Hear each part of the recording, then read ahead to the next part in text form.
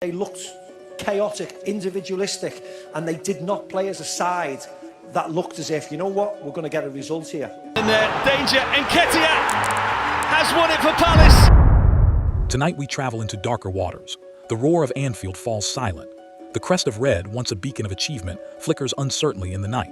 For a club built on grit, drive, and pride, for a team whose history is rich with triumph, this moment demands interrogation. All of the champions, for their people, with their people. Liverpool champions last season. Liverpool household name across the globe. And yet, recent weeks have seen a slide, a slump, a series of performances that stand in stark contrast to what was expected. This is not about one bad match. This is about a pattern, a breakdown of momentum, a club under pressure, under scrutiny. In this video, we will retrace Liverpool's missteps. We will examine the causes, the tactical, the psychological, the systemic. We will explore how one of England's giants finds itself in one of its most uncomfortable chapters. And we will ask, can they awaken in time? Let's begin. In the summer, Liverpool carried high hopes. Having secured the Premier League title, the club moved into what should have been a period of consolidation and dominance. New signings, ambitions, confidence. Yet even as the campaign started promisingly, cracks were visible. The defense, previously a fortress, began to resemble a sieve. The forward line, once fluid, creative, lethal, looked somehow off balance. The rhythm had gone. According to ESPN, the mood among the squad is uneasy. Captain Virgil van Dijk spoke candidly of an outfit not playing especially good football across the opening 2 months of the season. The good times, the article said, felt a million miles away. And so, the stage was set. When one dominant force in English football begins to falter, it is seldom dramatic. The turning point is gradual, a missed tackle here, a poor set piece there, confidence chipped away. 4 consecutive defeats, a number that resonates, a rarity for this club.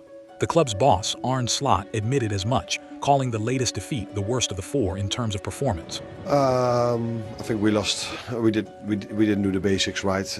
The loss to Brentford 3-2 defeat at an away ground where Liverpool never looked comfortable. From minute 1 they were behind, conceding via long throws, transitions, set pieces, all previously identified vulnerabilities. The previous defeats to Crystal Palace, Chelsea and Manchester United had already set the alarm bells ringing. Slot now finds himself under pressure as the board demands a turnaround. To lose once can be an off day. To lose 4 in a row for a club like Liverpool is a red flag. What's striking? It's not simply the losses, it is the manner of them. The defenders left exposed. The midfield unable to impose themselves. The attack lacking in that clinical edge we expect. In the Brentford game, Slot pinpointed the problem. Conceding a set piece and not scoring one makes it hard for us to win a game of football. He added that the team didn't do the basics right. They won more duels than us, more second balls than us. This is not a season of bad luck, it is a season of bad control. What exactly is going wrong? Set pieces and long throws. In the same Brentford match, the opening goal came from a long throw flicked on by a defender, converted into a volley. Liverpool seemed unprepared. For a team that pride themselves on organization, this is surprise. When opponents break quickly, Liverpool's defense has looked sluggish. The space is growing. The full-backs often caught high, the attacking midfielders not offering cover. And last season, the midfield often dictated tempo. Now too often opponents look calmer in possession than the Reds. The second ball battles, those subtle tussles that win midfields, are going unanswered. It is a fact that a team can defend better when they score more. But Liverpool's forwards have looked slightly off rhythm. The chance creation is there sometimes, but the conversion less so. And when the defense leaks goals, the margin for error shrinks. A relevant context include that the summer brought big money signings and expectations. But transitions take time. Slot himself conceded that if you change quite a lot during the summer, it is not so surprising that things get bumpy. But for a club of Liverpool's profile, not so surprising might not cut it. There is a weight now, a stigma beginning to grow. When the cracks open, the negative cycle starts. Missed tackles, failed pressing triggers, lost composure, all magnified under the microscope. Let's look at 2 key matches in more detail. In the Brentford game, from kickoff the tone was off. Liverpool fell behind early. The defensive shape looked shaky, fullbacks uncertain. The second half brought pressure from Liverpool but not enough cohesion. The penalty for Brentford came from a foul by Van Dijk which should have been avoided. Liverpool did score late through Mohamed Salah, but the comeback was too late. The defeat signaled more than 3 points dropped. It signaled a fall from depth.